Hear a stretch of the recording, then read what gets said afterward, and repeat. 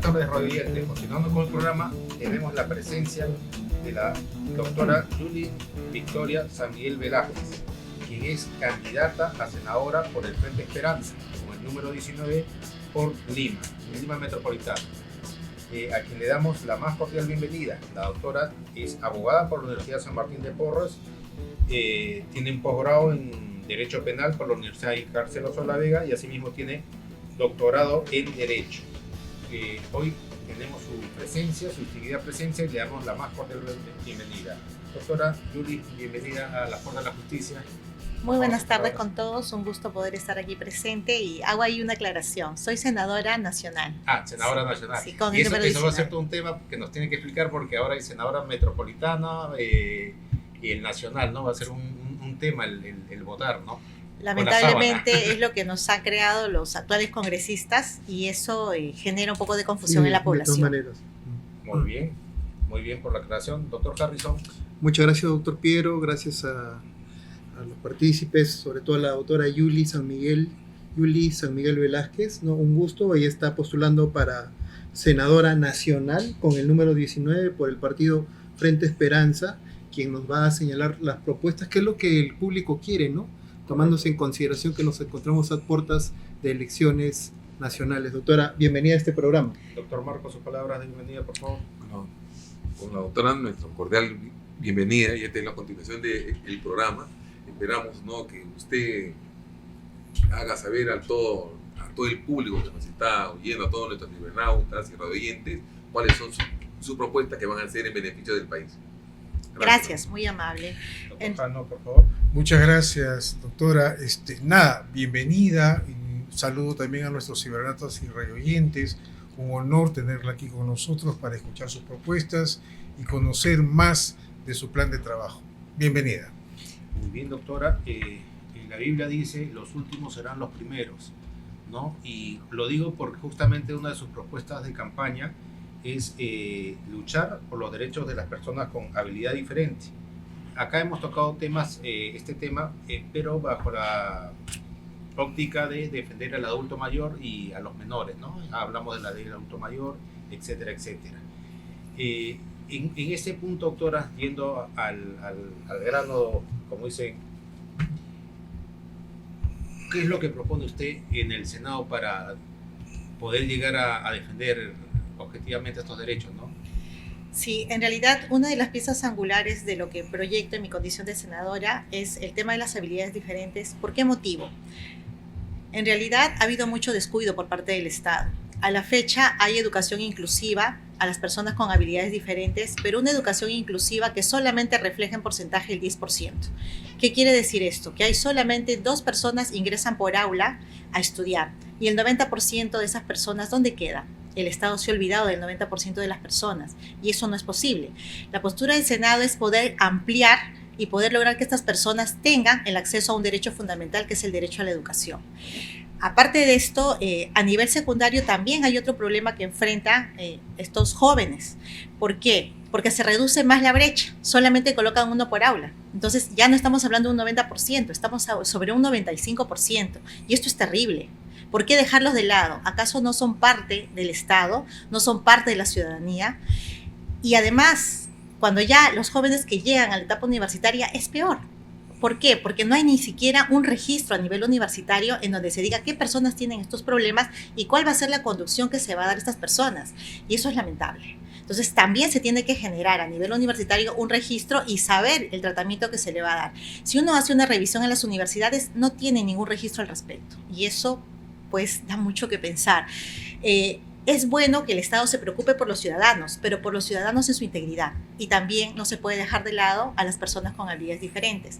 Y me agrego a un punto más, la parte del trabajo, la parte laboral. En la ley se habla del 5 y 10% de estas personas que ingresen a la actividad laboral. ¿En la práctica se realiza? Lamentablemente no. Y no hay quien lo supervise, no hay una buena supervisión. El Estado es uno de los grupos que incumple más la norma. A nivel privado también se incumple. ¿Y quién fiscaliza eso? Porque estas personas no tienen ese acceso. Entonces, desde el punto de vista del Senado, nosotros sí queremos fortalecer y darle la oportunidad a estas personas. Una consulta. Entiendo que existe el CONADIS, y el CONADIS es para gente con discapacidad. Estamos hablando de un tema de gente con habilidades diferentes.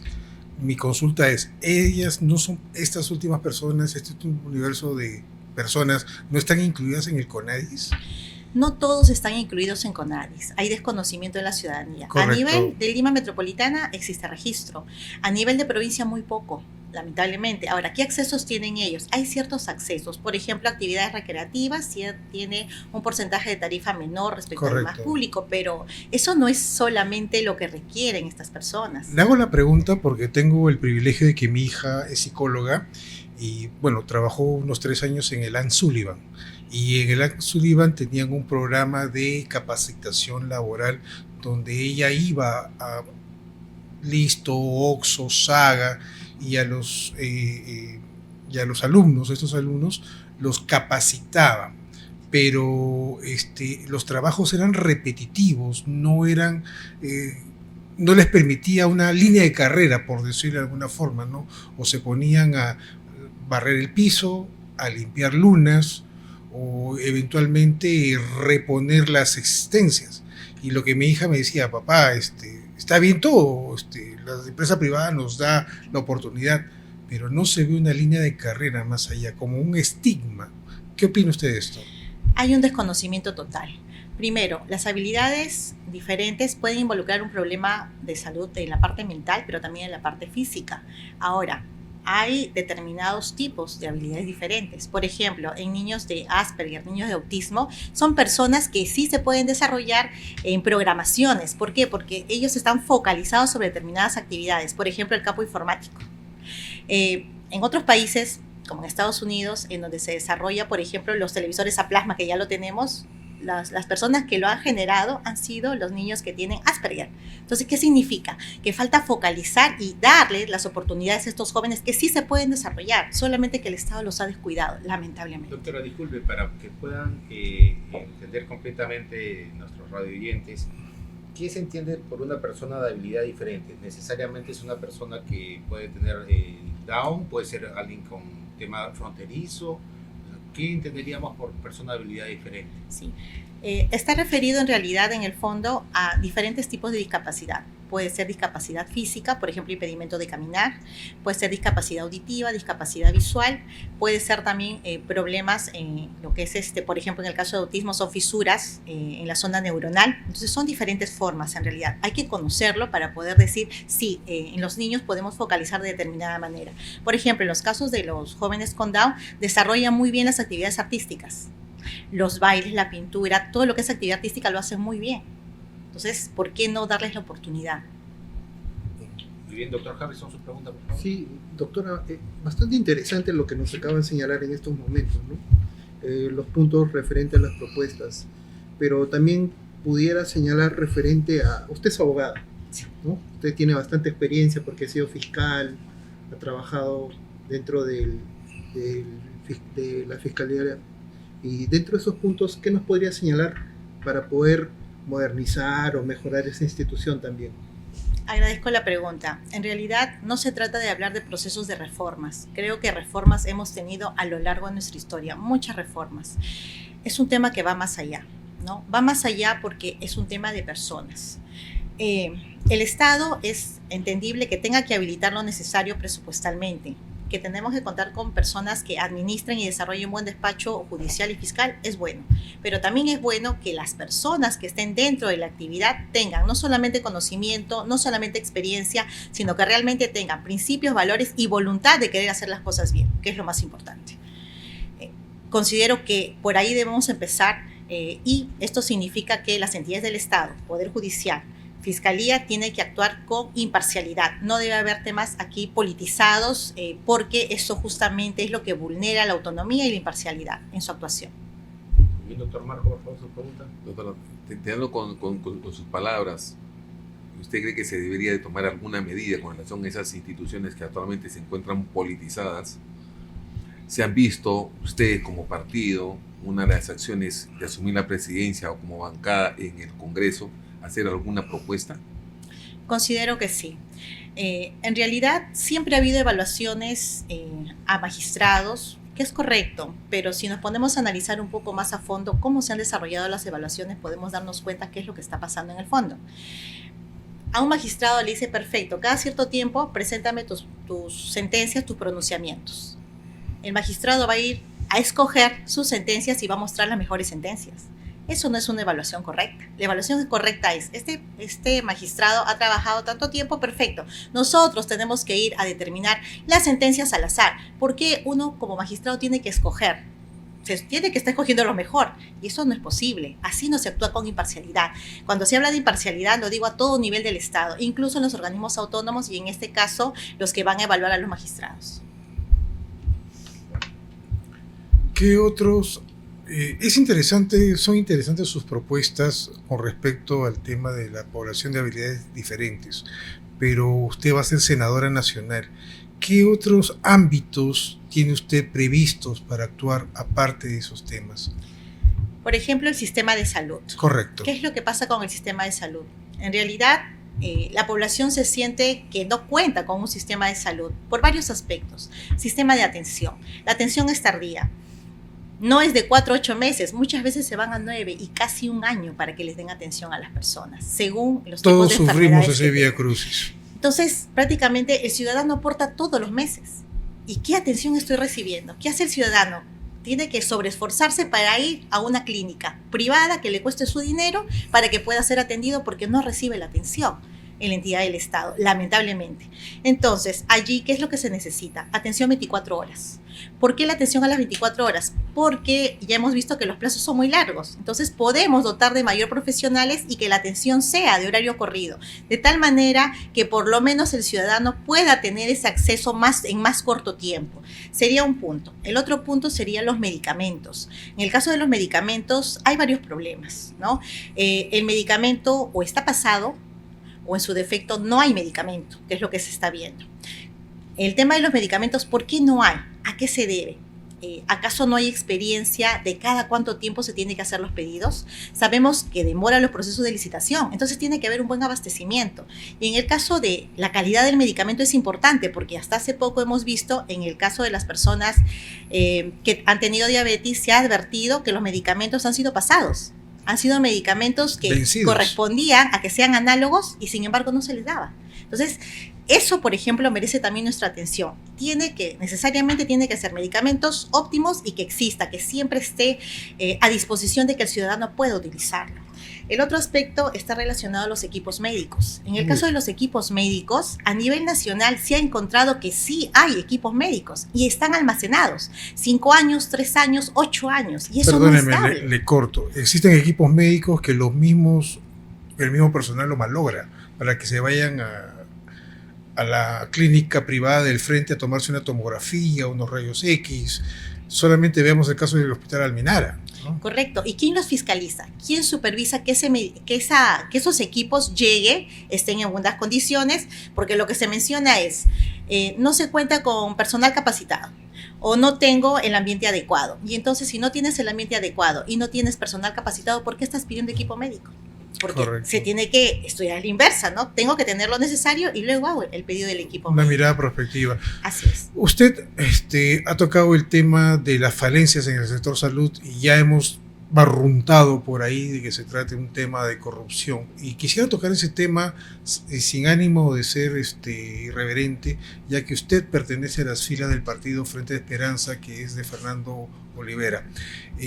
¿Cuáles son sus planes con respecto a este tema de los malos manejos, las medicinas vencidas, los equipos malogrados, la atención tardía, que tiene que ver con la corrupción? ¿Cuál es su mirada frente a estos temas? Lamentablemente, la corrupción está en todos lados. Transversal. No podemos decir que no existe porque está presente. Y lo vemos lamentablemente encriptada en todas las entidades del Estado. Hay corrupción. Entonces tenemos que empezar a trabajar, ¿no? Mirando y evaluando, porque hay que fiscalizar. Si bien es cierto, no todo es parte de la labor del Senado, pero también los diputados ejercen labor. Entonces la fiscalización es importante. Acortar plazos también en lo que es la parte de procesos de licitación, más cortos, porque después de la pandemia se han ampliado mucho más tiempo. Entonces eso también es perjudicial. Y lo otro también estaría relacionado a que dentro de la función del Senado también está el hecho de llamar a los ministros para que nos rindan cuentas de lo que están haciendo y cómo están desarrollando su labor. Y para terminar, porque me faltó un aspecto del tema de salud, es el tema de la anemia. La anemia es un problema muy álgido para nosotros.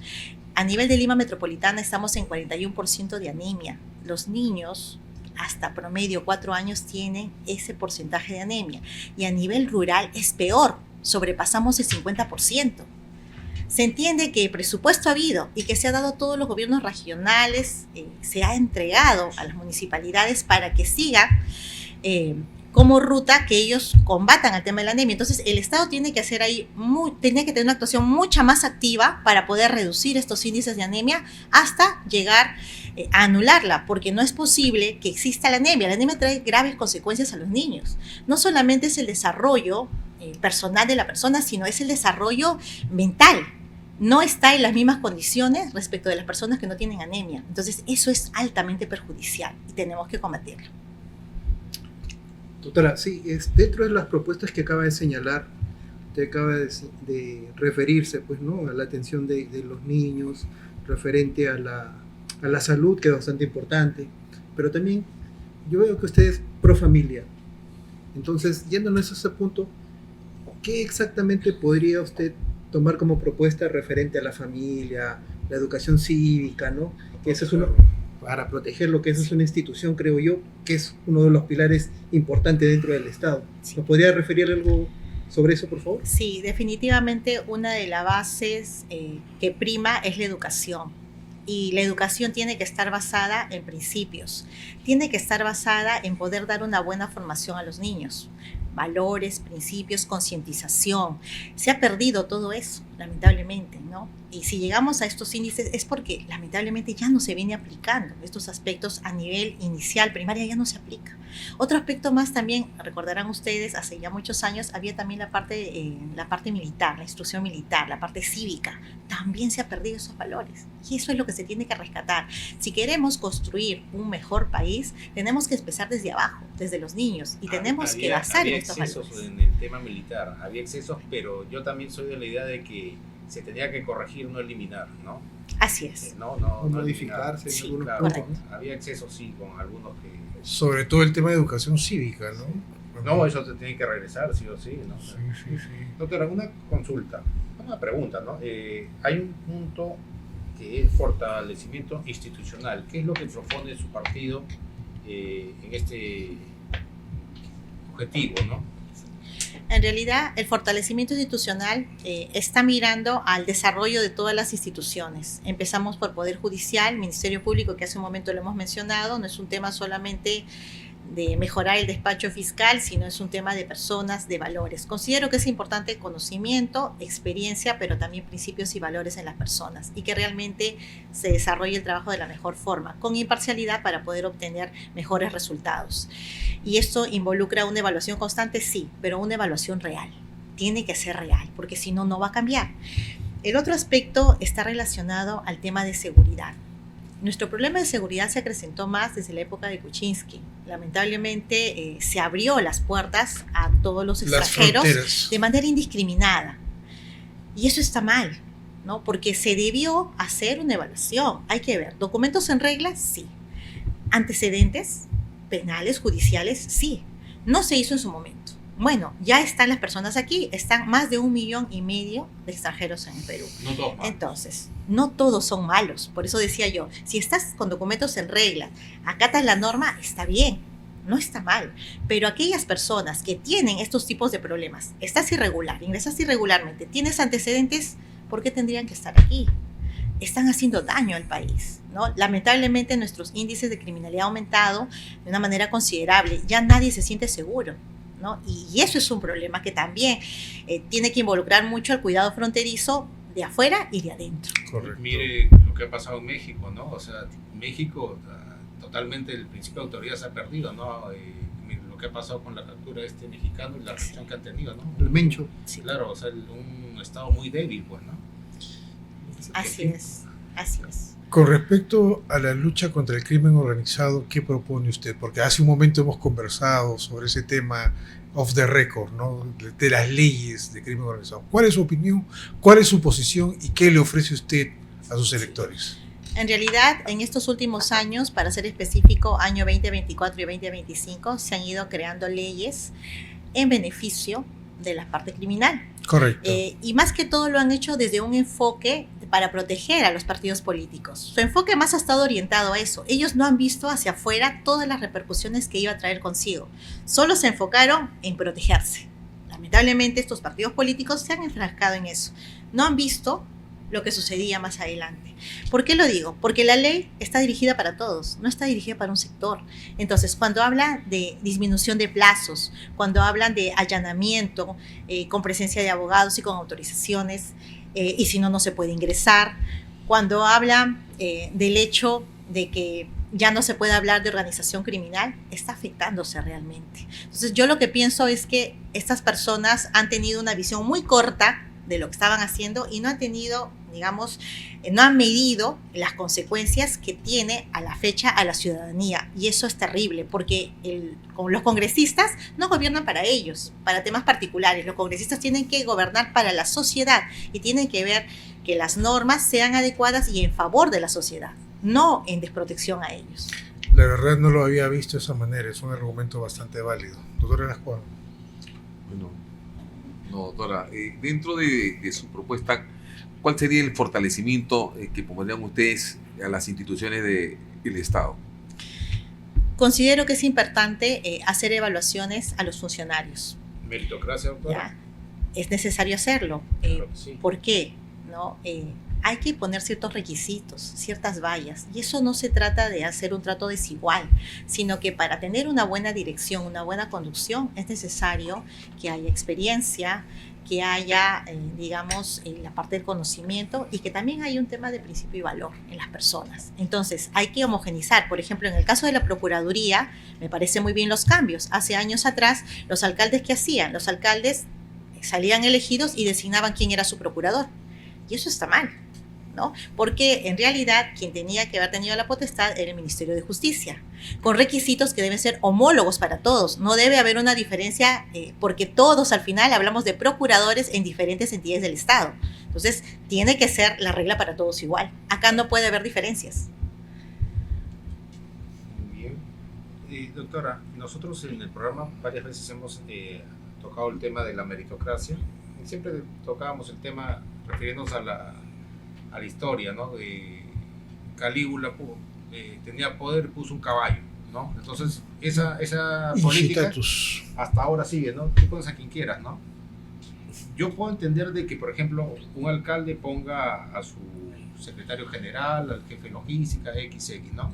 Pero todo lo demás entendería yo que debería ser concurso público, y justamente lo que ha señalado, ¿no? Con méritos, porque al final hay muchas personas muy capacitadas que podrían tranquilamente en un examen público afrontarlo y aprobarlo, pero sin embargo están sometidas a personas que no aprueban, pero en un examen de coquito probablemente, ¿no? Están atrás siempre de alguien y esa es su gran virtud, ¿no? Pero le das un libro y de repente se van corriendo, no lo sé. ¿Cómo haría usted en el Senado para que esto que ha señalado se concretice? Que los mejores sean los que ocupen los puestos y no los que están esperando que algún amigo los llame, le pide el CV y lo pongan en un puesto de trabajo. En realidad, la ley debe estar estandarizada para todos los funcionarios. No debe haber esa diferenciación, no dar esa cabida a que autoridades o ciertas autoridades puedan hacer sus diferencias. Miren, en lo que respecta a los gobiernos municipales y regionales, efectivamente, hacen las convocatorias a la medida de lo que ellos quieren, y eso está mal, pues. ¿Por qué voy a tener yo en función a la medida de lo que quiero? Yo tengo que proyectarme en función a lo que voy a dar a mis ciudadanos, en este caso a nivel distrital. ¿Qué es lo que se necesita? Se necesita buenos profesionales que lleven bien la conducción del distrito. Entonces yo no puedo ajustarme a mis necesidades, a lo que yo quiero. Eso se debe prohibir. Y considero que debe haber una ley unívoca, dirigida para todos. Estos son los requisitos mínimos que se tienen que cumplir. Si hay mejores profesionales, que sí lo hay, en el Perú sí lo hay. No, o sea, lo que sucede, claro que sí, lo que sucede es que no les dan el cobijo. ¿Por qué? Porque las autoridades hacen en función a su medida, lamentablemente. Correcto. Doctora, realmente su exposición ha sido muy buena, la felicito. Gracias. Quisiera, por favor, que se pueda dirigir a los radioyentes, a los cibernautas, y decirles por qué tienen que votar por el Frente Esperanza en la presidencia por la opción de Fernando Olivera y al Senado por el número 19, que es usted, la doctora Yuli Victoria. Gracias. Sí, en realidad el partido Frente Esperanza tiene una visión muy clara respecto a combatir lo que es la corrupción, lo que está encriptado en el Estado y lo que debe de salir de una vez, porque nos hace daño. La postura que tenemos nosotros es realmente hacer un cambio que sea real, que sea sentido y que sea palpado por la ciudadanía. Yo pido a los ciudadanos que hagan un voto de conciencia, que hagan una buena evaluación, que no dejen de votar, que voten, que su voto tenga un poder de decisión, que realmente ese cambio se produzca. No podemos estar al rumbo de personas que nos han hecho daño. Y aquí me estoy refiriendo a los actuales partidos políticos que lo que nos han hecho es mucho daño. Han destruido prácticamente todas las instituciones del Estado y todo el manejo. Entonces, el ciudadano tiene que pensar ya no solamente en uno, hay que pensar en nuestras familias, nuestros hijos, qué nos depara en el futuro en el país. Yo les pido a todos que evaluemos y votemos. Es importante votar porque esto define el futuro de nuestro país. Gracias. Muy bien, ha sido la grata presencia, digna presencia de la doctora Yuli Victoria San Miguel Velázquez, quien es candidata por el número 19 por el Frente Esperanza, senadora nacional. Muchas gracias a los cibernautas y rodientes en nombre de la Puerta de la Justicia. Le agradecemos su presencia y será hasta la próxima Cumplimos oportunidad. 2 años, doctor. Permiso. Permiso. Gracias. Gracias.